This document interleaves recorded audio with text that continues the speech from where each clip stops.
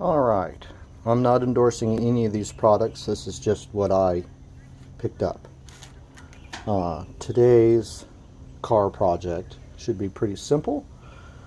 The PT here, once it gets good and hot driving down the road, it'll go into a rev lock. Can't rev above 2500 and it pops a code. P0340, I believe, is what the code number is, and it is the camshaft position error, sensor error.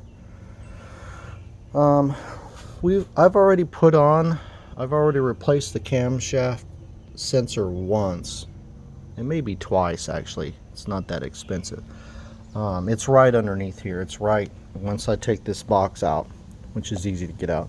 It's right there. So there's not a whole lot of disassembly really needed for this.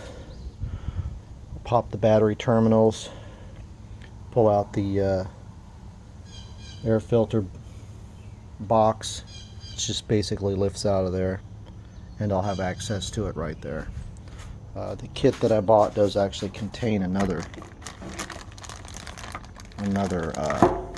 sensor, but what we're going after here is, we believe it to be the pigtail.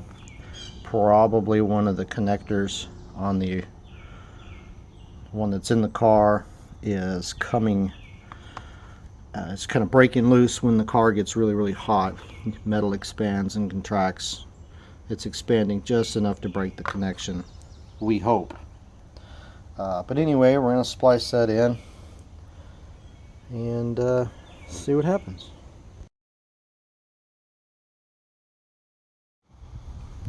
The color layout of the old and new sensor are different, so got to pay attention to that kind of stuff when you're dealing with replacing pigtails. Aftermarket stuff may not have the same exact color combination of the wires.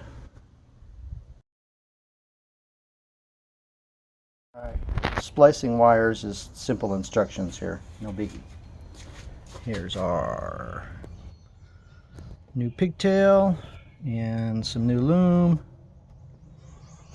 and we'll replace the sensor next. Looks like I have a little bit of leakage on the bottom of it. I can't get in there with my phone very well, even though this one's relatively new. I did replace the valve cover gasket not too long ago, and I may have possibly damaged the seal a little bit, or it just didn't seal right. That would not be causing, it's not a whole lot of leakage, that would not be causing this error. It's just a Hall effect transistor there. This line is kind of in the way, but you should be able to get the bolts out, slide this guy out, slide the new one in. This is a coolant line that is running to the turbo, so your vehicle may not have this. If I need to, I can take off the mount bolt right there. There it is. And that'll give me a little bit more free movement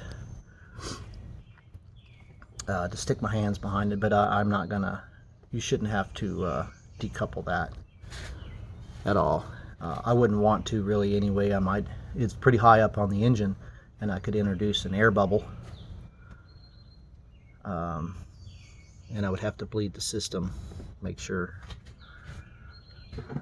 that we don't get an air dam inside the coolant pipe for the turbo, because that would be bad.